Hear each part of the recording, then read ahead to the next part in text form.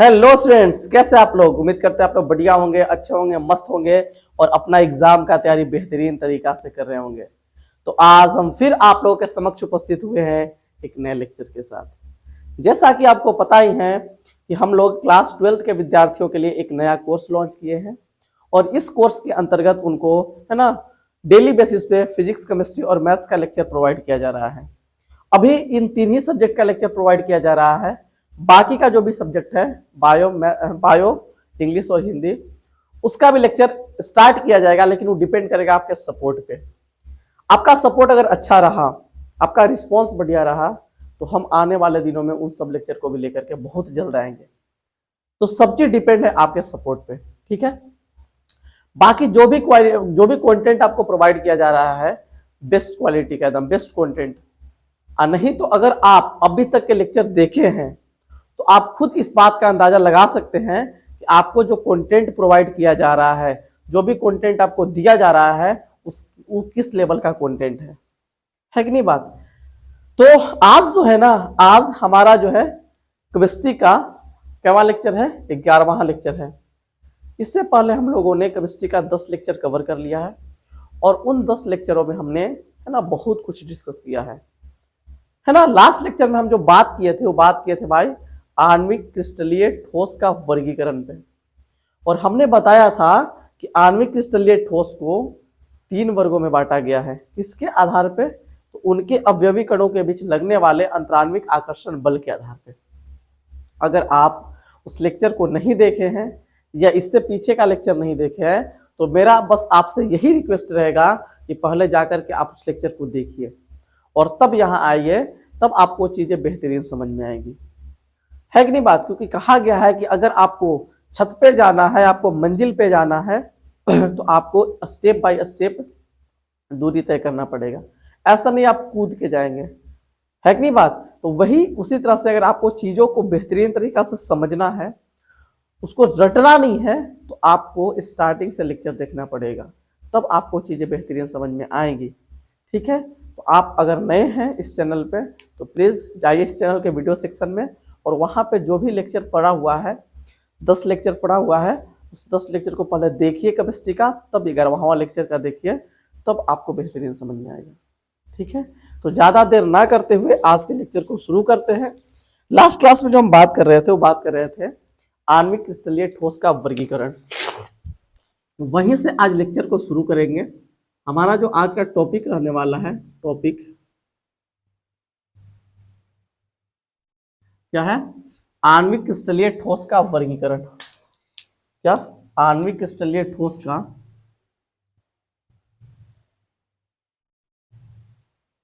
आणविक क्रिस्टलीय ठोस का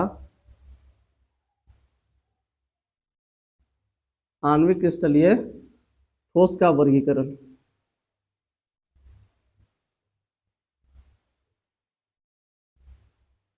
आणविक क्रिस्टलीय ठोस का वर्गीकरण,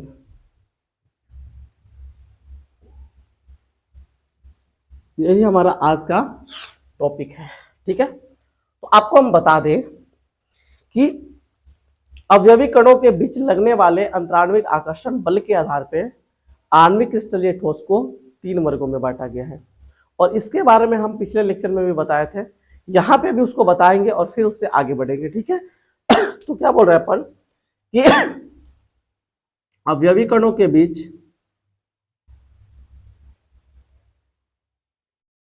अवयवी कणों के बीच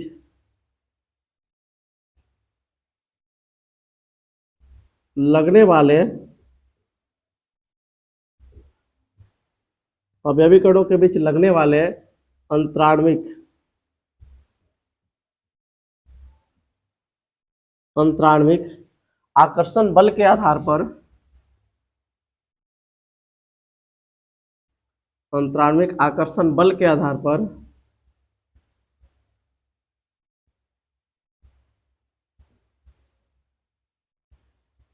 आधार पर आधार पर आणविक क्रिस्टलीय ठोस को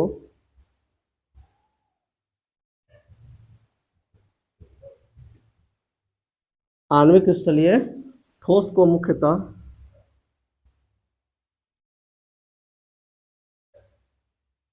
ठोस को मुख्यतः कितने वर्गों में, 3 वर्गों में बांटा गया है।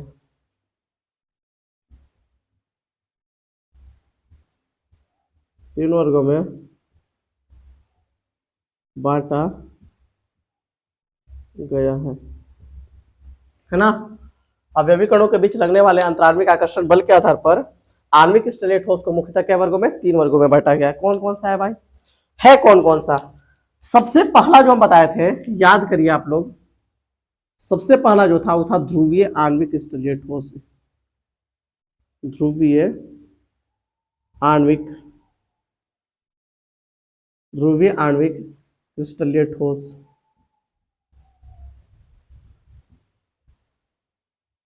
ध्रुवीय आणविक क्रिस्टलीय ठोस, ठीक है। दूसरा जो है, पहला ध्रुवीय आणविक क्रिस्टलीय ठोस, दूसरा क्या है, अध्रुवीय आणविक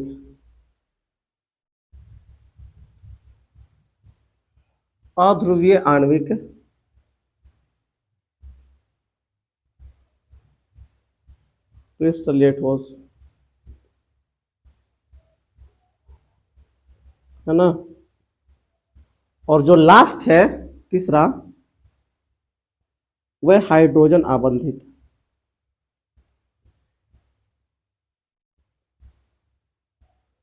हाइड्रोजन आबंधित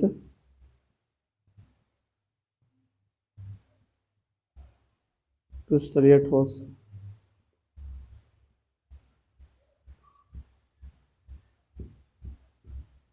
ठीक है। तो ये 3 प्रकार के होते हैं, ठीक है। तो आणविक क्रिस्टलीय ठोस को उनके अवयवी कणों के बीच लगने वाले अंतराण्विक आकर्षण बल के आधार पर 3 वर्गों में बांटा गया है।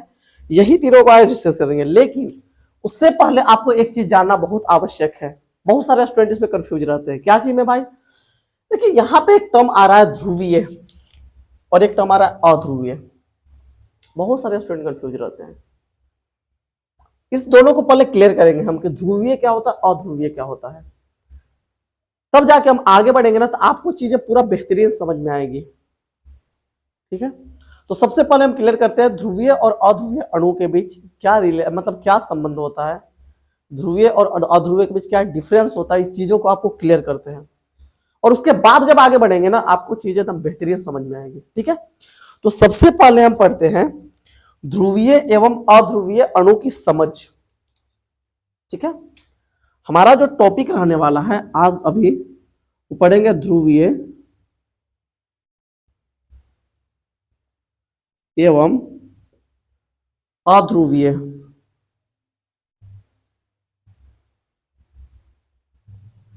अध्रुवीय अणु या अणुओं की समझ।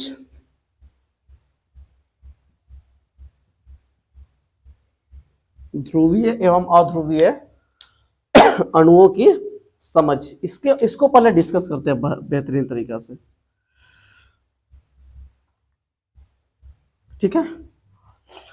तो सबसे पहला जो इसमें कवर करेंगे, वो कवर करेंगे ध्रुवीय को। सबसे पहले इसमें कवर करेंगे ध्रुवीय अणु को।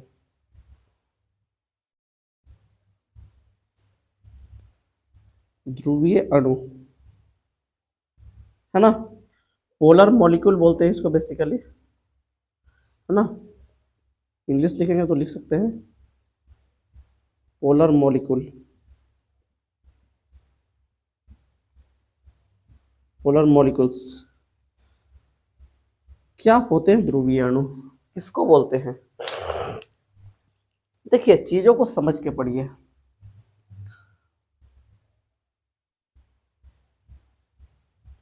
तो ध्रुवीय अणु के बारे में अगर बात करें, सिंपल बात, मान लीजिए मेरे पास कोई अणु है, कोई भी अणु आप ले सकते हैं। मान लीजिए मेरे पास एक अणु है, क्या है जी, मेरे पास एक अणु है। एक अणु हमको दिया, क्या दिया, एक अणु हमको दिया AB। समझिएगा आराम से, हमको एक अणु दिया, क्या क्या दिया भाई, AB। ये दोनों ध्रुवीय कब कहलाएगा, जो अणु है इसको ध्रुवीय कब बोलेंगे, समझते हैं। मान लेते हैं कि ए बी एक क्या है, अणु है, ठीक है। अब समझिएगा, ए बी अगर अणु है तो जाहिर सी बात है ए और बी इसमें क्या होगा, परमाणु होगा, क्योंकि परमाणुओं के मिलने से ही क्या बनते हैं, अणु बनता है कि नहीं बात। दो या दो से अधिक परमाणु जब आपस में मिलता है तो मिल करके क्या बनाता है, अणु बनाता है, अणु का निर्माण करता है। तो मेरे पास एक अणु ए बी है, और ए बी जो है ना, ए बी एक अणु पूरा ए बी है, जिसमें से जो ए है और जो बी है ना, ए और बी ये दोनों है क्या, ये दोनों है परमाणु।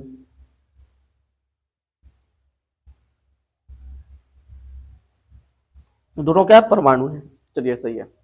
अब परमाणु तो है, लेकिन इन दोनों परमाणु में थोड़ा सा डिफरेंस भी है कि ए जो है ना, ए का विद्युत ऋणात्मकता ज्यादा है, इलेक्ट्रॉन निगेटिविटी पर हम डिपेंड कर रहे बात कर रहे हैं। ए का विद्युत ऋणात्मकता ज्यादा है और बी का विद्युत ऋणात्मकता कम है। क्या बोल रहे हैं, मेरे पास जो अणु ए बी था, इसमें से हुआ का जो ए है, ए का विद्युत ऋणात्मकता, विद्युत ऋणात्मकता, ए का जो विद्युत ऋणात्मकता है वो ज्यादा है किससे, बी का विद्युत ऋणात्मकता, बी का विद्युत ऋणात्मकता का दो बार, I am really sorry, B का विद्युत ऋणात्मकता।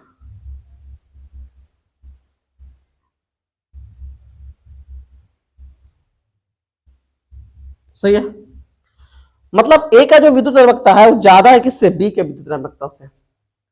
और अगर ज्यादा है तो होगा क्या आप समझिएगा, होगा कुछ ऐसा कि ए और बी के बीच ये तय हुआ था, क्या तय हुआ था कि हम दोनों एक एक इलेक्ट्रॉन रखेंगे, ए भी अपना एक इलेक्ट्रॉन रखेगा, बी भी अपना एक इलेक्ट्रॉन रखेगा, और एकदम बीचे रखेगा, कहां रखेगा, बीचे। और इस तरह से ए और बी के बीच एक बॉन्ड का निर्माण होगा, और उस बॉन्ड के तहत ए और बी जुड़ा रहेगा। तो यही हुआ था, क्या हुआ कि ए कहा कि हम एक इलेक्ट्रॉन रख रहे हैं, बी कहा हम भी एक इलेक्ट्रॉन रख रहे हैं, और कहां रखना है, हम बीच है। जितना दूरी तोरोला इलेक्ट्रॉन से होगा, मतलब तुमसे, उतना ही दूरी हमरा से हमरोला इलेक्ट्रॉन के होगा। ठीक है जी, दोनों में तय हुआ, और दोनों यहां पे एक एक इलेक्ट्रॉन रखा, और रख करके यहां पे बनाया बॉन्ड। क्या बनाया, बॉन्ड बनाया, ए और बी के बीच बॉन्ड बना। लेकिन जानते हैं क्या हुआ, ये थोड़ा सा निकला बदमाश, और ये थोड़ा सा जब बदमाश निकला तो क्या किया, इसके इलेक्ट्रॉनवा को, जो इलेक्ट्रॉनवा था, चूंकि इसका विद्युत ऋणात्मकता ज्यादा था, इलेक्ट्रॉन निगेटिविटी ज्यादा था, तो ए का जो प्रभाव था बी के इलेक्ट्रॉन पर वो ज्यादा था, मतलब इसका प्रभाव ज्यादा था, क्योंकि इसका ए का विद्युत ऋणात्मकता अधिक होने की वजह से ए का प्रभाव इस इलेक्ट्रॉन पर ज्यादा था। लेकिन बी का विद्युत ऋणात्मकता कम होने की वजह से बी का प्रभाव इलेक्ट्रॉन पर कम था, जिसके वजह से हुआ ये कि ए का प्रभाव अधिक होने के वजह से ये जो दोनों इलेक्ट्रॉन था ना, वो शिफ्ट हो गया किसके तरफ, ए के तरफ। मतलब ये बदमाशी कर दिया, यहाँ गद्दारी कर दिया। ये क्या गद्दारी कर दिया जी, तय तो हुआ था कि दोनों इलेक्ट्रॉन रहेगा भाई एकदम बीच में, ए और बी के बीच में, लेकिन एक गद्दारी क्या कर दिया, जो इलेक्ट्रॉन बीच में रख करके बॉन्ड बना था, ये दोनों इलेक्ट्रॉनों को अपनी तरफ खींच लिया, दोनों इलेक्ट्रॉन को अपनी तरफ शिफ्ट कर लिया।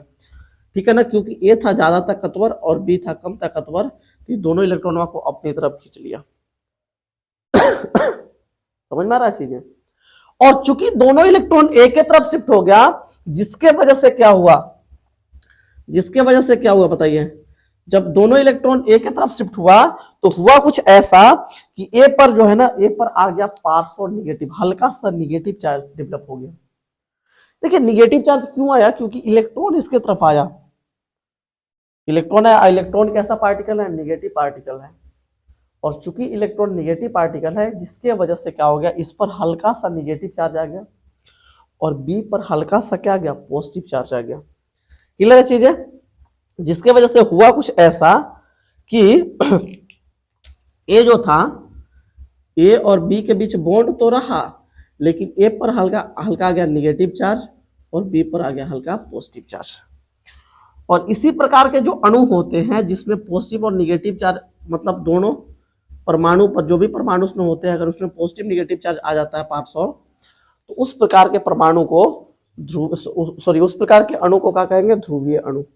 अगर मान ले आपके पास कोई अणु है और उस अणु में जो भी परमाणु है उस परमाणु पर, उसके परमाणु पर अगर हल्का हल्का निगेटिव पॉजिटिव चार्ज अगर डेवलप हो गया है तो उस प्रकार के अणु को कहा जाएगा कौन अणु? ध्रुवीय अणु। तो इस प्रकार का कोई भी अगर अणु दिखाई दे आपको जिस पर आंशिक रूप से चार्ज बटा हुआ है, एक पर आंशिक रूप से निगेटिव चार्ज है और दूसरा पर आंशिक रूप से पॉजिटिव चार्ज है, तो समझ जाइए कि उस प्रकार का जो अणु है वो कैसा अणु है? ध्रुवीय अणु है। सही है, उम्मीद करते हैं आप लोग समझ में आ रहा होगा। और देखिए ऐसा नहीं है कि विद्युत ऋणात्मकता की वजह से ही ऐसा होता है, नहीं, कभी कभी साइज के वजह से भी होता है। एटम का जो साइज होता है, परमाणु का जो साइज होता है, परमाणु के साइज के वजह से भी ऐसा चार्ज डेवलप हो जाता है। समझ में आ रहा है चीजें? तो परमाणु के साइज की वजह से भी कभी कभी एक पे निगेटिव तो दूसरे पे पॉजिटिव चार्ज डेवलप हो जाता है। तो आगे की चीजें हैं, है ना, हम उतना डिटेल में नहीं जा रहे हैं। हम सिंपल इतना बता रहे हैं आपको कि अगर आज के बाद अगर कभी भी आपको एक ऐसा अणु दिखे जिसके मान लीजिए अगर दो परमाणु है उसमें, और अगर उसके दोनों परमाणुओं पर एक पर पॉजिटिव और एक पर निगेटिव चार्ज अगर दिख रहा है आपको आंशिक रूप से पॉजिटिव निगेटिव, तो समझ जाइए वो कैसा परमाणु है, सॉरी वह कैसा अणु है? ध्रुवीय अणु है। क्लियर है? जैसे एग्जाम्पल के तौर पर बात करें, इसमें क्या एग्जाम्पल हो सकता है? कौन कौन से हैं जो कोचिंग में आते हैं भाई ध्रुवीय अणु में? एग्जाम्पल अगर देखा जाए इसका क्या है एग्जाम्पल, तो एग्जाम्पल अगर बात करें तो सबसे पहला एग्जाम्पल हम लेते हैं इसमें। सबसे पहला एग्जाम्पल क्या ले लेते हैं? HCl ले लीजिए, हाइड्रोक्लोरिक एसिड का नाम सुने आप लोग। HCl में वही होता यही है कि HCl में Cl का इलेक्ट्रोनिगेटिविटी ज्यादा होता है। H और Cl के बीच क्या है? बॉन्ड है। लेकिन यहाँ का है H का इलेक्ट्रोनिगेटिविटी कम है, H का हाइड्रोजन का इलेक्ट्रोनिगेटिविटी कम है, जिसके वजह से इस पर आता है पार्श्व पॉजिटिव चार्ज, और इसका इलेक्ट्रोनिगेटिविटी ज्यादा है जिसकी वजह से इस पर क्या आता है? पार्श्व नेगेटिव चार्ज। अब एक बात आप खुद बताइए, क्या यहाँ पे आंशिक रूप से पॉजिटिव नेगेटिव चार्ज बटा हुआ है कि नहीं है? है? तो बताइए HCl कैसा है? अणु है। HCl है ध्रुवीय अणु। कैसा अणु? ध्रुवीय। अच्छा, HCl के अलावा और कुछ है? हाँ है। कौन है भाई? तो HCl के अलावा दूसरा अगर आपको ले रहे हैं HF, हाइड्रोजन फ्लोराइड, इसमें भी ऐसा है क्या? हाँ इसमें भी है। क्या है? समझिएगा, HF में क्या होता है? H और F है। इसमें भी क्या होता है? F का होता है ना, F का इलेक्ट्रोनिगेटिविटी ज्यादा होता है और F के इलेक्ट्रोनिगेटिविटी ज्यादा होने की वजह से क्या आता है? इस पर हल्का सा आता है निगेटिव चार्ज और इस पर हल्का सा पॉजिटिव चार्ज। बताइए ध्रुवीय है कि नहीं है? इसके अलावा ध्रुवीय में क्या आता है? और क्या होता है जी? और होता है SO2, सल्फर डाइऑक्साइड। इसमें भी वही कहानी है, जैसा यहां कहानी चल रहा है वैसा यहां पर भी चलता है। समझ में आ रहा है चीजें? यहां पे क्या होता है? सल्फर का, अब यहाँ पे साइज की वजह से कुछ होता है, यहाँ पे सल्फर और ऑक्सीजन O2, सल्फर पर आता है पार्श्व पॉजिटिव और इस पर आता है पार्श्व नेगेटिव O2 पर। यहां पर भी वही हो रहा है, ध्रुवीय अणु है, बिल्कुल है ना। इसके अलावा जल भी जो होता है ना, H2O जल, ये भी क्या होता है? ध्रुवीय अणु होता है। तो इस प्रकार की जो भी चीजें हैं जिस पर चार्ज क्या हो रहा है? पॉजिटिव निगेटिव हो रहा है। समझ में आ रहा है ना? मतलब अगर कोई अणु है उसमें जो भी परमाणु है, अगर कोई अणु है और उसमें जो भी परमाणु है, अगर उसके परमाणु पर आंशिक रूप से पॉजिटिव और निगेटिव चार्ज है तो समझ जाइए कि वह ध्रुवीय अणु। कैसा अणु है? ध्रुवीय अणु। ठीक है, मेरे ख्याल से आपको ध्रुवीय अणु का पूरा कॉन्सेप्ट क्लियर हो गया होगा, कोई डाउट नहीं होगा। सही है। अब आगे हम अगर बात करें तो ध्रुवीय का तो पूरा अंडरस्टैंडिंग ले लिया, अपन समझ भी लिया ध्रुवीय होता क्या है, सारी चीजों को समझ लिए। थोड़ा सा बात करेंगे अध्रुवीय अणु पर तो दूसरा जो पढ़ेंगे वो पढ़ेंगे अध्रुवीय अणु। दूसरा क्या बात करेंगे, अध्रुवीय अणु।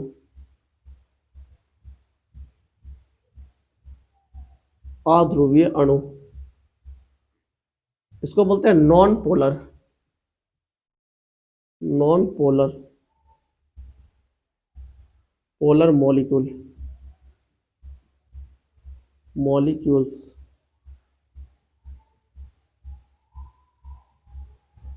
नॉन पोलर मॉलिक्यूल्स, अध्रुवीय अणु।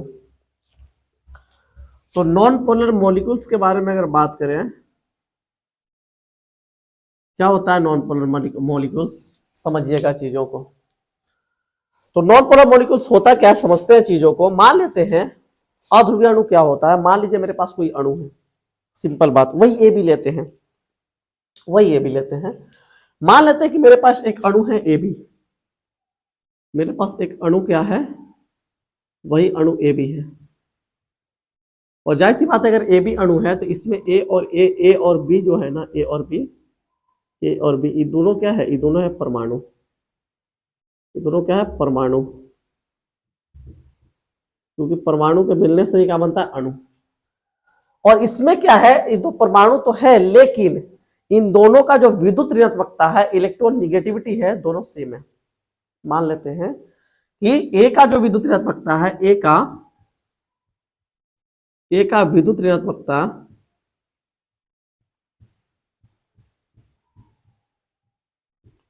ए का जो विद्युत ऋणात्मकता है वो बराबर है बी के विद्युत ऋणात्मकता के, बी के विद्युत ऋणात्मकता।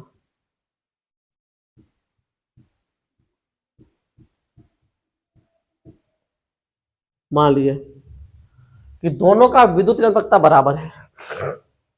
अब क्या होगा, अब दोनों का विद्युत ऋणात्मकता बराबर होने की वजह से दोनों का ताकत सेम है कि नहीं बात, दोनों का प्रभाव सेम रहेगा। अब क्या हुआ, दोनों में तय हुआ कि भाई एक काम कर, ए और बी, ये दोनों में तय हुआ कि एक काम कर, हम एक इलेक्ट्रॉन रखते हैं, तू भी अपना एक इलेक्ट्रॉन रख, और हमने दोनों मिल करके एक बॉन्ड बनाते हैं। बी कहा चलिए कोई दिक्कत नहीं, कोई प्रॉब्लम नहीं है, हमने अब एक इलेक्ट्रॉन रख दिया, तू भी एक रख ले, और हम दोनों मिल करके क्या करते हैं, एक बॉन्ड बनाते हैं। तो हम दोनों मिल करके क्या करिए, एक बॉन्ड बना लिया, ठीक है। अब क्या हुआ कुछ ऐसा, अब समझिएगा, अब दोनों का तो विद्युत ऋणात्मकता क्या था, सेम था, दोनों का इलेक्ट्रोनिगेटिविटी सेम है, और दोनों का इलेक्ट्रोनिगेटिविटी सेम होने की वजह से जितना प्रभाव ए का इन दोनों इलेक्ट्रॉनों पर है, उतना ही प्रभाव बी का इन दोनों इलेक्ट्रॉनों पर है। अब एक बात बताइए, अगर ए दोनों को खींचना भी चाहेगा तो खींच पाएगा नहीं, दोनों का ताकत सेम है। अगर ए चाहेगा कि हम इलेक्ट्रॉन को अपनी तरफ विस्थापित कर ले, जैसे यहां हो रहा था, यहां पे ऐसा क्यों हो गया, क्योंकि ए का विद्युत ऋणात्मकता ज्यादा था, और ए का विद्युत ऋणात्मकता ज्यादा होने की वजह से क्या हुआ, ये ज्यादा ताकतवर था, जिसकी वजह से इलेक्ट्रॉन को अपनी तरफ आकर्षित कर लिया। क्यों, क्योंकि ए का जो था ना, इन दोनों इलेक्ट्रॉनों पर प्रभाव ज्यादा था। समझ में आ रहा है ना। लेकिन यहां पे दोनों का इलेक्ट्रोनिगेटिविटी सेम है, जिसकी वजह से क्या होगा, जितना ए का इन दोनों इलेक्ट्रॉन पर प्रभाव होगा, उतना ही बी का भी होगा, जिसके वजह से होगा क्या, कि न तो ए इन दोनों इलेक्ट्रॉनों को अपनी तरफ शिफ्ट कर पाएगा, और ना तो बी इन दोनों इलेक्ट्रॉनों को अपनी तरफ शिफ्ट कर पाएगा। कर पाएगा क्या, नहीं कर पाएगा, बराबर ताकत है। और नहीं करने के वजह से होगा क्या, इलेक्ट्रॉन जस के तस वही पड़ा रहेगा, और चूंकि इलेक्ट्रॉन जस के तस वही पड़ा रहेगा, तो होगा क्या, ए और बी पर कोई चार्ज डेवलप नहीं होगा, कोई चार्ज डेवलप नहीं होगा। डेवलप हुआ, चांस से नहीं है। क्लियर है चीजें। तो अगर आपके पास कोई ऐसा अणु है, कोई भी एक ऐसा अणु है जिसमें क्या हो रहा है, जिसके परमाणुओं पर चार्ज डेवलप नहीं हो रहा है, आंशिक रूप से आवेश उत्पन्न नहीं हो रहा है, तो उस प्रकार के परमाणुओं को क्या कहा जाएगा, अध्रुवीय, उस प्रकार के अणु को क्या कहा जाएगा, अध्रुवीय अणु। अगर आपके पास कोई ऐसा अणु है जिसके परमाणुओं पर आंशिक रूप से आवेश उत्पन्न नहीं हो रहा है, देखिए यहाँ पे आंशिक रूप से आवेश उत्पन्न हो रहा था, पॉजिटिव नेगेटिव, लेकिन यहाँ पे ऐसा कुछ नहीं हो रहा है, तो इस प्रकार का जो अणु होगा उसको कहा जाएगा अध्रुवीय अणु। क्लियर है चीजें, समझ में आ रहा है? उम्मीद है आपको समझ में आ रहा होगा। ठीक है जी। अब क्या हुआ, इसका एग्जाम्पल अगर देखें कौन कौन सा है इसका एग्जाम्पल, तो इसका एग्जाम्पल बहुत सारा है। एग्जाम्पल क्या होगा, अध्रुवीय में कौन कौन से ऐसे अणु होते हैं जिस पर कोई चार्ज डेवलप नहीं होता है। तो इसमें सबसे पहला तो आप याद रखते हैं, सबसे पहला आप याद रख सकते हैं बेंजीन को, C6H6। जो बेंजीन है क्या होता है, ये होता है बेंजीन। बेंजीन पर कोई चार्ज डेवलप नहीं होता है। ठीक है, बेंजीन के अलावा CH4 का आप नाम लोग सुने होंगे, है ना, इसको क्या बोलते हैं, मेथेन। क्या बोलते हैं इसको, मेथेन। यहाँ पर भी चार्ज डेवलप नहीं होता क्योंकि यहाँ पे सहसंयोजी बंध रहता है और यहाँ पे कोई कार्बन का विद्युत निर्भरता उतना ज्यादा होता नहीं है कि अपनी तरफ खींच ले पॉजिटिव नेगेटिव चार्ज, यहाँ पे कोई डेवलप होने का चांस नहीं होता है। ठीक है ना, तो यहाँ पे कोई भी अणु पर क्या होता है, पॉजिटिव निगेटिव चार्ज डेवलप नहीं होता है, जिसके वजह से इस प्रकार के जो अणु हैं उनको कहा जाता है अध्रुवीय अणु। ठीक है, और क्या क्या होता है इसके अलावा, इसमें और होते हैं, इसका और एग्जाम्पल तीसरा एग्जाम्पल और क्या है, इसका और एग्जाम्पल है carbon dioxide, CO2। Carbon dioxide में भी ऐसा ही कुछ है, इसमें भी क्या होता है, इस पर भी चार्ज उत्पन्न नहीं होता है, चार्ज डेवलप नहीं होता है। ठीक है, अच्छा, इसके अलावा और भी बहुत सारे एग्जाम्पल है, जैसे Cl2 डाइक्लोराइड, है ना। तो Cl2 भी जो है ना, इस पर भी क्या होता है। अब Cl2 में तो हम अंडरस्टैंड भी कर सकते हैं, सोच भी सकते हैं, थोड़ा सा अगर समझाएं हम इसको, Cl2 को अगर समझाएं थोड़ा सा हम, तो मान लीजिए Cl2 में 2 गो परमाणु है क्लोरीन का, एक Cl और एक Cl। मान लीजिए अगर दोनों यहाँ पे रखा अपना इलेक्ट्रॉन और रख करके दोनों बॉन्ड बनाया है, तो बताइए चूंकि दोनों क्लोरीन ही है, तो एक बात बताइए, दोनों का इलेक्ट्रोनिगेटिविटी सेम है, दोनों का विद्युत निर्भरता क्या है, सेम है। और चूंकि दोनों का विद्युत निर्भरता सेम है, इसलिए जितना इस क्लोरीन का ये दोनों इलेक्ट्रॉन पर प्रभाव होगा उतना इसका भी होगा, जिसके वजह से होगा ये कि जो इलेक्ट्रॉन है ना तो इधर शिफ्ट होगा और ना तो इधर शिफ्ट होगा, इलेक्ट्रॉन यही रहेगा जस के तस, जिसके वजह से इन दोनों क्लोरीन में से किसी पर भी कोई निगेटिव चार्ज डेवलप नहीं होगा, ना तो पॉजिटिव चार्ज डेवलप होगा। क्लियर है, तो इसमें तो हम बेसिक से अंडरस्टैंड भी कर सकते हैं, सोच भी सकते हैं, है ना। अच्छा, इसके अलावा और क्या है जी, Cl2 के बाद और पांचवा इसी प्रकार से होता है क्या, H2 में भी ऐसा ही होता है ना, H2 में होता है। H2 के अलावा इसमें और क्या हो सकता है, H2 के अलावा आप बोल सकते हैं इसमें, है ना, I2 भी होता है एक तरह से, I2। और I2 के अलावा जितनी अक्रिय गैस है वो भी किस में आता है, वो भी अध्रुवीय अणु में आते हैं, अध्रुवीय में आते हैं, पोलर में, सॉरी नॉन पोलर में। इसके अलावा जितने भी अक्रिय गैस हैं, है ना, 7वां नंबर पे हम लिखना चाहें तो 7वां में सिंपल लिख देंगे सभी अक्रिय गैस, सभी अक्रिय गैस, क्या लिख देंगे, सभी अक्रिय गैस। ठीक है ना, जितने भी अक्रिय गैस है, इनर्ट गैस है, वो सब के सब आता है नॉन पोलर में। ठीक है, समझ में आ रहा है चीज है।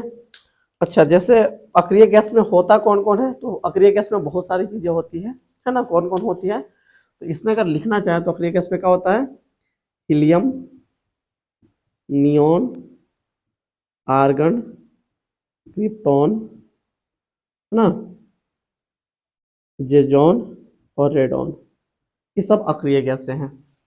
और इस सब जो होता है ना, क्या होता है जी, ये सब क्या होता है, अध्रुवीय अणु में आता है।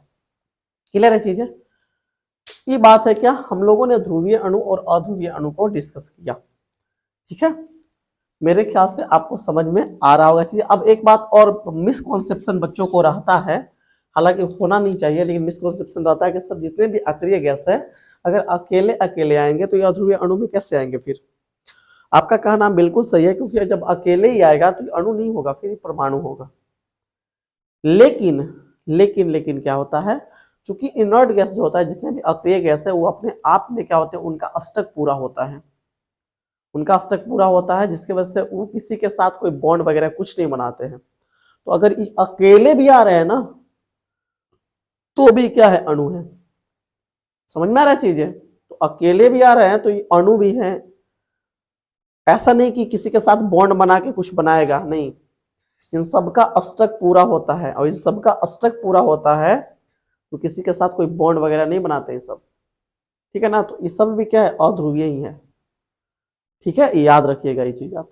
चलिए, तो हम लोगों ने क्या कवर किया, ध्रुवीय अध्रुवीय को कवर कर लिया। आपको उम्मीद करते हैं कि इन दोनों का पूरा कंफ्यूजन क्लियर हो गया होगा, ठीक है। अब अपने चलते हैं टॉपिक पे। तो सबसे पहला जो है ना, ध्रुवीय आणविक क्रिस्टलीय ठोस, इसी को कवर करते हैं, ठीक है। तो आप लोग जल्दी से हेडिंग लगा लीजिएगा। हम लोग देखिए, अभी तक हम कुछ नहीं किए हैं, खाली ध्रुवीय अध्रुवीय में आपको अंतर बताएं कि दोनों में क्या क्या डिफरेंस होता है। अब हम पढ़ने वाले हैं अपने पहला टॉपिक जो था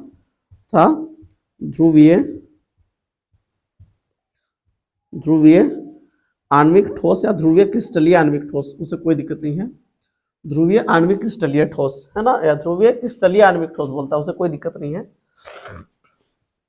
हम खाली लिखते हैं ध्रुवीय आणविक ठोस, ध्रुवीय आणविक ठोस। और आपके एग्जाम में भी यही नाम लिखा हुआ आएगा, ठीक है। क्रिस्टलीय शब्द यूज नहीं करेगा, कोई बात नहीं करेगा तो क्या दिक्कत है ना। तो आपके एग्जाम में जो आएगा वो आएगा ध्रुवीय आणविक ठोस लिखा हुआ ही आएगा, है ना। तो ध्रुवीय आणविक ठोस, ध्रुवीय आणविक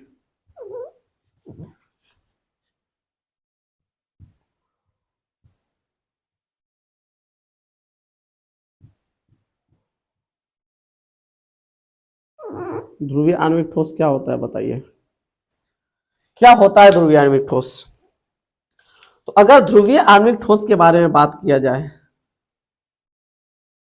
अगर हम आपसे पूछें कि ध्रुवीय आणविक ठोस क्या होता है, तो आप क्या जवाब देंगे। एक मिनट, तो ज्यादा ही डल आ गया कोई बात नहीं, होता है। तो ध्रुवीय आणविक ठोस के बारे में अगर बात करें आपसे कि क्या होता है ध्रुवीय आणविक ठोस, तो सिंपल इसके बारे में बताया जाता है कि ध्रुवीय आणविक ठोस वैसा आणविक ठोस होता है जिसके अवयवी कण ध्रुवीय रूप से व्यवस्थित होते हैं। ध्रुवीय रूप क्या होता है, इस रूप से, पॉजिटिव निगेटिव के रूप में। यह ध्रुवीय व्यवस्था, एक तरह से पॉजिटिव निगेटिव के रूप में व्यवस्थित है तो ध्रुवीय बोलेंगे, पॉजिटिव निगेटिव नहीं आ रहा तो उसको अध्रुवीय बोलेंगे, सिंपल बात है। तो अगर ध्रुवीय आणविक ठोस को देखा जाए तो इसके अवयवी कण जो होते हैं वो ध्रुवीय रूप से व्यवस्थित होते हैं। इन पर चार्ज होता है, इनके परमाणुओं पर। समझ में आ रहा नहीं आ रहा है। और अगर कोई क्रिस्टल के अवयवी कण ध्रुवीय रूप से व्यवस्थित हैं तो उसको क्या कहेंगे, ध्रुवीय आणविक ठोस कहा जाएगा। क्लियर है चीजें। तो इसका अगर डिफिनेशन लिखे हम तो लिखेंगे क्या कि वैसा आणविक ठोस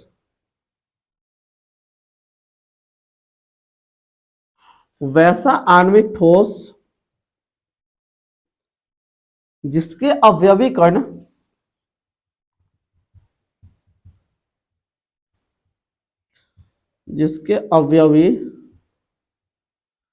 जिसके अवयवी कण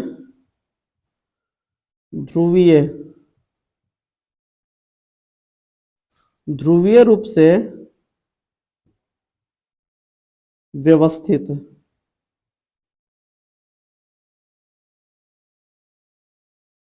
वैसा आणविक ठोस जिसके अवयवी कण ध्रुवीय रूप से व्यवस्थित होते हैं, है ना, ध्रुवीय रूप से व्यवस्थित, वहां से इसको ठीक से लिख देते हैं, से व्यवस्थित,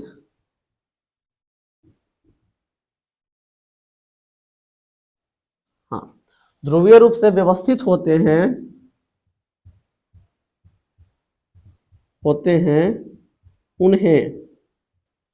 उन्हें क्या कहता है, उन्हें ध्रुवीय आणविक ठोस कहा जाता है।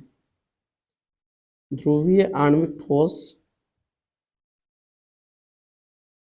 उन्हें ध्रुवीय आणविक ठोस कहा जाता है।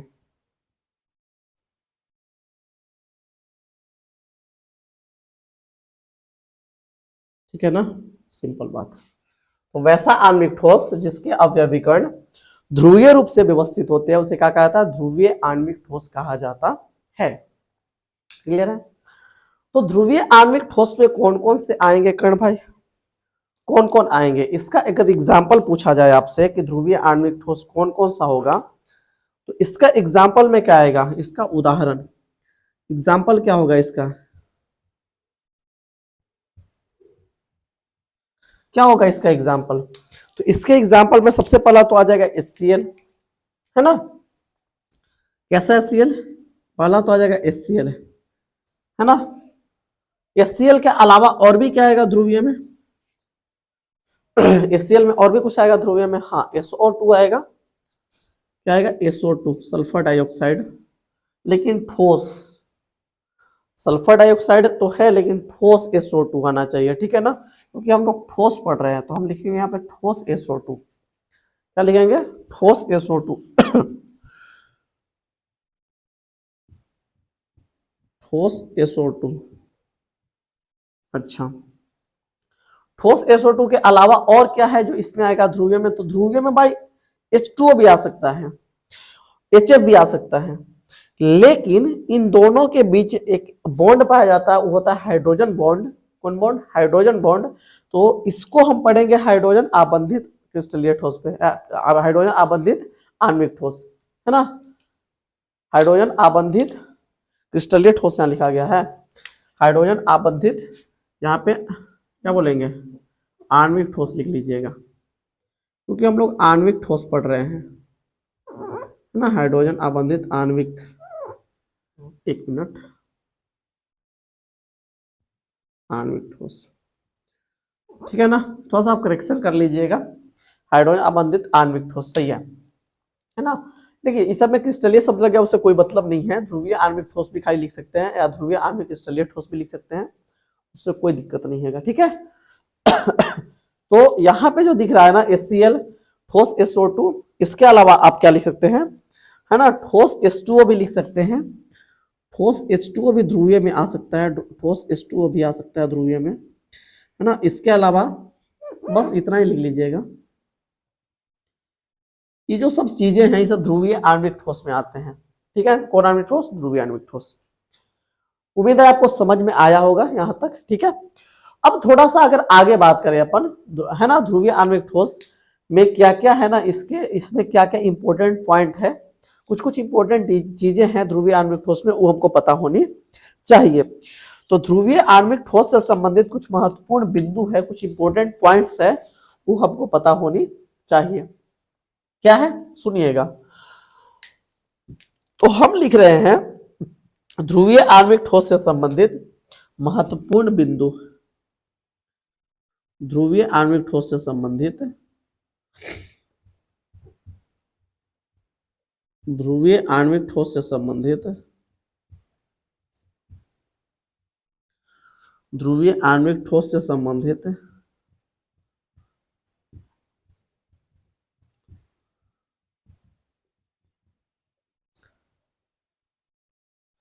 महत्वपूर्ण बिंदु,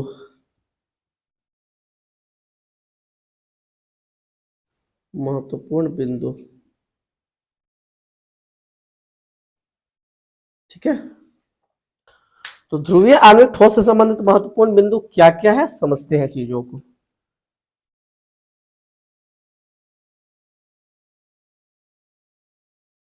ठीक है, अगर बात करें हम सबसे पहला पॉइंट, इसमें सबसे पहला इंपॉर्टेंट पॉइंट अगर बात करें, सबसे पहला अगर आपसे में पूछा जाएगा इसका अवयवीकरण क्या है, इसका अवयवीकरण क्या होता है, ठीक है ना, सबसे पहला पॉइंट पूछा जाएगा इसका अवयवीकरण क्या है, ठीक है। तो एक बात बता, ध्रुवीय आणविक ठोस है, आणविक तो है, आणविक है, तो इसका जो भी अवयवीकरण होगा वो क्या होगा, अणु ही तो होगा, क्या होगा, अणु। तो इसका जो अवयवीकरण होंगे ध्रुवीय आणविक ठोस के, वो क्या होंगे, अणु होंगे, क्या होंगे भाई, अणु, ठीक है। चलिए पहला पॉइंट। दूसरा पॉइंट क्या है, अवयवीकरण तो समझ में आ गया, इनके अवयवीकरणों के बीच जो लगने वाला अंतराण्विक आकर्षण बल क्या होगा, कौन बल, अंतराण्विक आकर्षण बल, वो क्या होगा, हम पूछ रहे हैं अंतराण्विक आकर्षण बल, अंतराण्विक आकर्षण बल, अंतराण्विक आकर्षण बल क्या होगा, क्या होगा?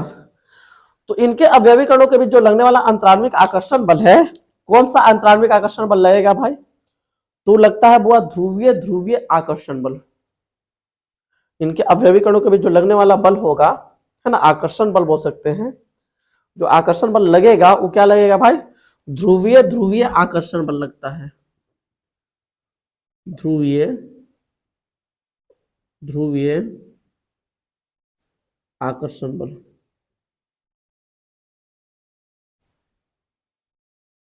ध्रुवीय ध्रुवीय आकर्षण बल।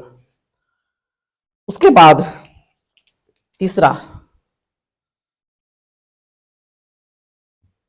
अगर बात करें क्या होता है, उसके बाद अगर पूछेगा इसका उदाहरण, तो उदाहरण तो हम यहाँ खैर लिख दिए हैं, फिर भी एक बार लिखेंगे, इसका उदाहरण क्या होगा? इसका उदाहरण क्या क्या होगा बताइए? तो इसका उदाहरण सबसे पहला जो होगा क्या होगा बताइए? इसका उदाहरण होगा HCl हाइड्रोजन क्लोराइड, उसके बाद होगा ठोस SO2, ठोस SO2 सल्फर डाइऑक्साइड, उसके अलावा वर्फ भी लिख सकते हैं या ठोस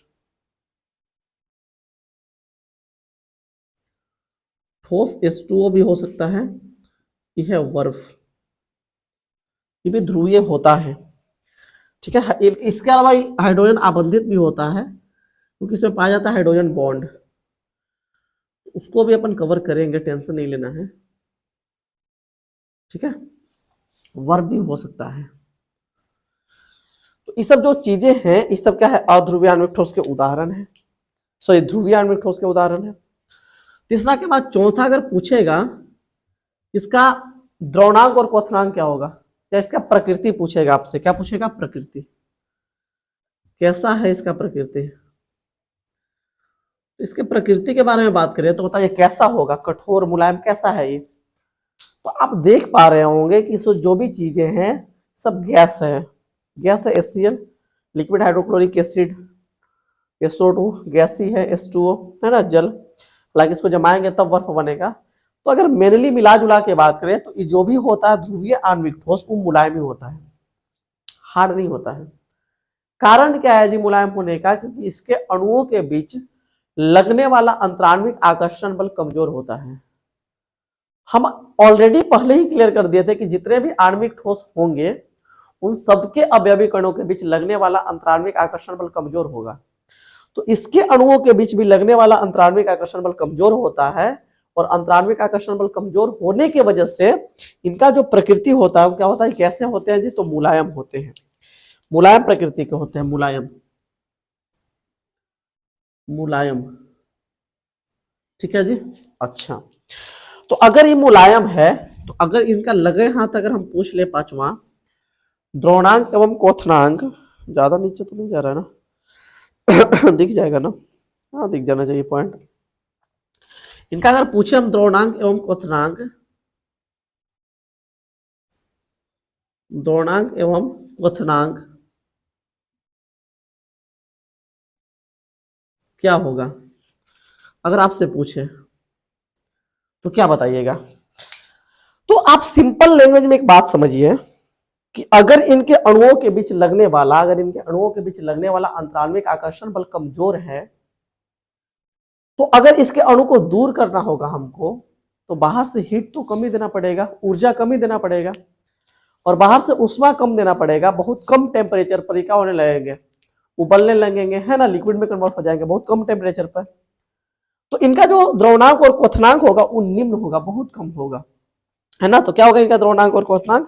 द्रवणांक क्वथनांक कुछ नहीं होता है, इनका द्रवणांक क्वथनांक क्या होता है? निम्न होता है, कम ही होता है, ठीक है। अच्छा, द्रवणांक क्वथनांक समझ लिए। इसके अलावा और क्या चीजें पूछी जाएगी? द्रवणांक क्वथनांक के अलावा अगर छठा नंबर आपसे अगर पूछे, इसमें छठा क्या पूछे? घनत्व पूछा जाए, डेंसिटी, क्या पूछ रहे अपन? इनका अगर घनत्व पूछते कि घनत्व क्या है, घनत्व,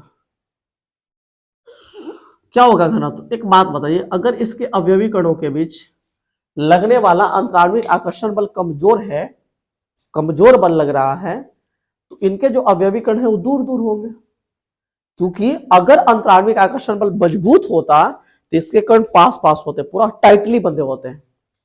लेकिन इनके अवयवी कणों के बीच लगने वाला अंतराण्विक आकर्षण बल कमजोर है, जिसके वजह से इनके कण क्या हो गए, दूर दूर होते हैं।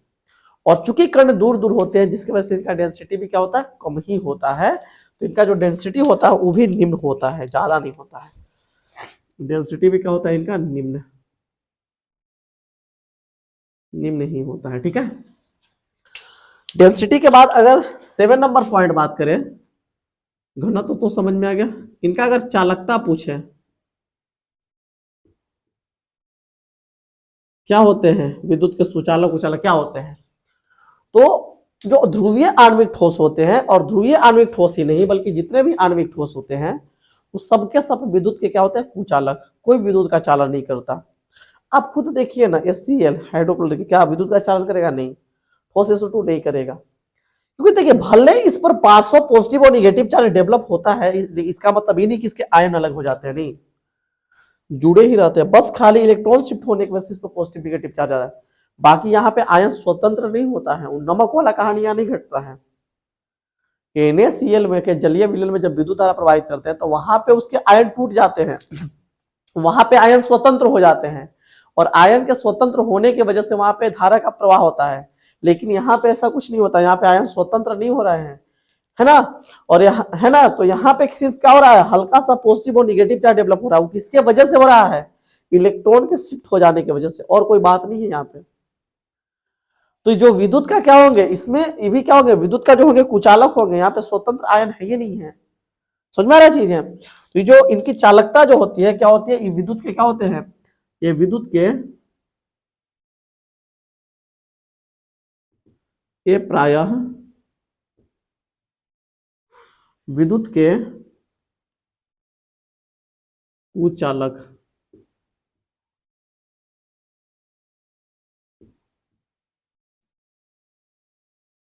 कुचालक होते हैं। तो 7 पॉइंट हम लोगों ने पढ़ा, ठीक है। अच्छा, अब बात करते हैं अपने सेकेंड, अध्रुवीय आणविक क्रिस्टलीय ठोस या फिर अध्रुवीय आणविक ठोस पे खाली, है ना। तो दूसरा जो हम लोग बात करने वाले हैं, दूसरा क्या है, अध्रुवीय आणविक ठोस। क्रिस्टलीय भी लगा दीजिए तो कोई दिक्कत नहीं है, क्योंकि हम लोग क्रिस्टलीय ठोस का ही वर्गीकरण पढ़ रहे हैं। तो अध्रुवीय आणविक क्रिस्टलीय ठोस भी लगा सकते हैं, या फिर आप सिंपल इसको बोल सकते हैं अध्रुवीय आणविक ठोस। तो हम लोग पढ़ रहे हैं अध्रुवीय आणविक ठोस, किताब में आपका यही लिखा मिलेगा नाम, अध्रुवीय आणविक ठोस।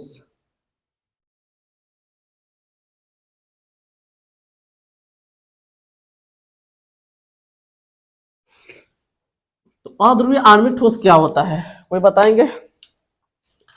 जो ध्रुवीय आणविक ठोस थे, तो ध्रुवीय आणविक ठोस के जो अणु थे या जो भी अवयवी कण थे वो ध्रुवीय रूप से व्यवस्थित थे, ध्रुवीय रूप से व्यवस्थित है, जिसके कारण उसको क्या कहा रहा था, ध्रुवीय, क्या क्या कह रहा था, ध्रुवीय आणविक ठोस कहा जा रहा था। लेकिन अध्रुवीय आणविक ठोस के जो अवयवी कण होंगे वो अध्रुवीय रूप से व्यवस्थित होंगे, मतलब वहां पे कोई चार्ज नहीं आएगा। परमाणु पर जो यहाँ पे पॉजिटिव और निगेटिव चार्ज आ रहा था, वहां पे वैसा कुछ पॉजिटिव और निगेटिव चार्ज नहीं आएगा, जिसके वजह से क्या होगा, जो अध्रुवीय आणविक ठोस होंगे, है ना, वो क्या होंगे, अध्रुवीय रूप से व्यवस्थित होंगे, या उनकी व्यवस्था जो होगी ना नॉन पोलर होगी, अध्रुवीय होगी। क्लियर है चीजें।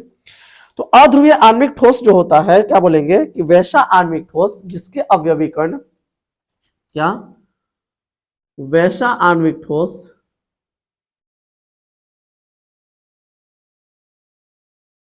वैसा आणविक ठोस जिसके अवयवी कण, जिसके अवयवी कण अध्रुवीय रूप से व्यवस्थित होते हैं,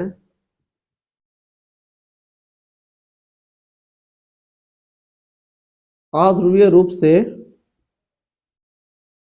व्यवस्थित होते हैं,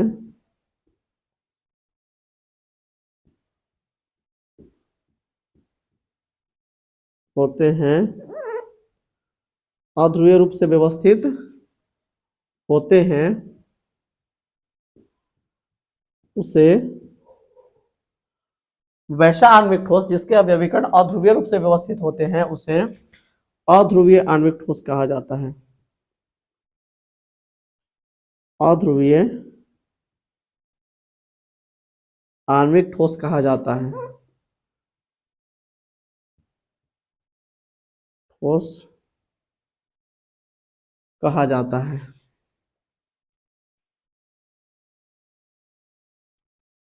ठीक है, तो वैसा आणविक ठोस जिसके अवयवी कण अध्रुवीय रूप से व्यवस्थित होते हैं उसे क्या कहता है? अध्रुवीय आणविक ठोस कहा जाता है। क्लियर है चीजें? अच्छा, इसका अगर पूछेगा एग्जाम्पल आपसे, क्या है इसका उदाहरण? उदाहरण के तौर पर अगर देखा जाए, एग्जाम्पल के तौर पर देखा जाए, ठीक है, तो सबसे पहला जो उदाहरण है, मान लीजिए, है ना, बहुत सारा हो सकता है इसका उदाहरण। पहला उदाहरण इसका क्या हो सकता है? क्या हो सकता है? वही CH4 हो सकता है, मीथेन। C6H6 भी हो सकता है ना, C25H52 भी हो सकता है। C25H52 एल्केन ही है वो। C25H52 वो भी क्या है? एक क्या है? अध्रुवीय आणविक ठोस में ही आता है। इसके अलावा ठोस CO2 भी जो है ना, वो क्या आता है? क्या आता है? अध्रुवीय आणविक ठोस में ही आता है। क्या? ठोस CO2, ठोस कार्बन डाइऑक्साइड। क्लियर है? अच्छा, सेकंड जो है, और एग्जांपल क्या हो सकता है? अगर मान लीजिए सेकंड अगर आपसे पूछे किसके रूप का? X2 के रूप का, है ना, या A2 के रूप का, A2 के रूप का, A2 के रूप का, A2 के रूप का अध्रुवीय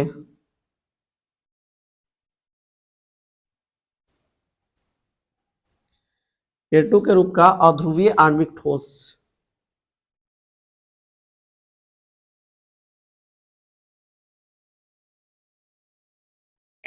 तो A2 के रूप का जो अध्रुवीय आणविक ठोस होंगे वो कौन कौन से होंगे भाई? तो A2 के रूप में सबसे पहले होंगे Cl2, इसी के रूप का है ना, Cl2 हो जाएगा। इसके अलावा आपका हो जाएगा H2, I2, etc। ये सब जो होगा ना, वो क्या है? A2 के रूप का अध्रुवीय आणविक ठोस है। क्लियर है चीजें? तो ये जो भी चीजें हैं ना लिखी गई, जो भी चीज हम लिख रहे हैं यहाँ पे, ये है अध्रुवीय आणविक ठोस। ये भी क्या है? अध्रुवीय आणविक ठोस। और क्या हो सकता है? तीसरा और हो सकता है जितनी भी अक्रिय गैस है। ऐसा नहीं कि एग्जाम्पल तीन, एक एग्जाम्पल, दो एग्जाम्पल नहीं, एग्जाम्पल बहुत सारा है। CH4 एक अलग एग्जाम्पल, ये अलग, ये अलग, ये अलग, इस तीनों अलग, तो बहुत सारा एग्जाम्पल हो गया, है ना। मतलब यहाँ पे क्या एग्जाम्पल? तीन, एक 4 एग्जाम्पल, यहाँ पे 3 एग्जाम्पल, 7 एग्जाम्पल हो गया। हम पहले पॉइंट बना के अलग अलग लिख रहे हैं कि अलग, है ना, लेकिन इसका मतलब ये मत समझिएगा कि बस ये 2 एग्जाम्पल अभी हुआ, नहीं, सब एग्जाम्पल है। ठीक है, अच्छा, और क्या हो सकता है इसका अध्रुवीय आणविक ठोस का एग्जाम्पल अगर बात करें, तो एक और एग्जाम्पल अगर बात करें अपन, तो जितने भी अक्रिय गैस है, सभी अक्रिय गैस तो यहां पे इसको घेर देते हैं। और तीसरा क्या है एग्जाम्पल इसमें? सभी अक्रिय गैस, सभी अक्रिय गैस। तो जितने भी अक्रिय गैस हैं, जितने भी इनर्ट गैस हैं, वो सबके सब क्या है? अध्रुवीय क्या है? आणविक ठोस में आते हैं। और सभी अक्रिय गैस में कौन आता है भाई? अक्रिय गैस में कौन आता है? हीलियम, नियोन, आर्गन, क्रिप्टॉन, जेजॉन और रेडॉन। सबके सब क्या है? अध्रुवीय आणविक ठोस है। क्लियर है चीजें? तो उम्मीद करते हैं कि आप लोगों को यहां तक की चीजें क्लियर हो गई होगी। हमने क्या कवर किया? हमने कवर किया ध्रुवीय। सबसे पहले हमने बताया आपको ध्रुवीय अणु और अध्रुवीय अणु के बारे में। उसके बाद हमने बताया आपको ध्रुवीय आणविक ठोस। उसके बाद हमने बताया अध्रुवीय आणविक ठोस। देखिए एक बात और, आप लोग कंफ्यूज कभी मत होइएगा, होना भी नहीं है, कि जो ठोस H2O लिखे हैं भले हम ध्रुवीय में लिख दिए क्योंकि पोलर है। बहुत सारा लोग को मिसकंसेप्शन होगा हम होना नहीं देना चाहते हैं। ये जो है ना, ये जो ठोस H2O हम यहाँ पे लिखे हैं, ये ध्रुवीय है, लेकिन इसके साथ साथ ही हाइड्रोजन आबंधित भी है। हाइड्रोजन आबंधित में भी इसको पढ़ेंगे अपन, ठीक है। तो ये हाइड्रोजन आबंधित आणविक ठोस भी होता है। क्यों? क्योंकि इसके अणुओं के बीच जो होता है ना, इसके अणुओं के बीच हाइड्रोजन बॉन्ड काम करता है। मतलब एक H2O का जो अणु दूसरे H2O के अणु के साथ जो जुड़ता है, हाइड्रोजन बॉन्ड के तहत जुड़ता है। गुड बॉन्ड हाइड्रोजन बॉन्ड के तहत। तो यार कंफ्यूज मत होना है, कंफ्यूज थोड़ा सा भी नहीं होइएगा, ठीक है। तो इसको ध्रुवीय आणविक ठोस में तो पढ़ा है क्योंकि पोलर है ही, लेकिन इसके साथ साथ इसको हम पढ़ाएंगे कहाँ पे, हाइड्रोजन आबंधित आणविक ठोस में भी इसका एग्जांपल ये लिखेंगे, क्योंकि हाइड्रोजन आबंधित भी है, ठीक है। ठीक है, तो आज के लेक्चर को हम यहीं रोकेंगे, ठीक है। मिलते हैं फिर आपसे अगले लेक्चर में, है ना। आज का लेक्चर हम एक प्यारा सा स्माइल के साथ समाप्त करेंगे, ठीक है ना। आज का लेक्चर हम लोग प्यारा सा स्माइल के साथ समाप्त करेंगे। आप लोग प्लीज कमेंट बॉक्स में जरूर बताइएगा कि आपको लेक्चर कैसी लगी, चीजें समझ में आई या नहीं आई, है ना। जो भी लगा हो, जैसा भी रिस्पॉन्स रहा हो आपका, जरूर बताइएगा, क्योंकि आपका रिस्पॉन्स हमारे लिए बहुत इंपॉर्टेंट है। आपके रिस्पॉन्स से ही हमारे आगे की जर्नी तय होती है, ठीक है।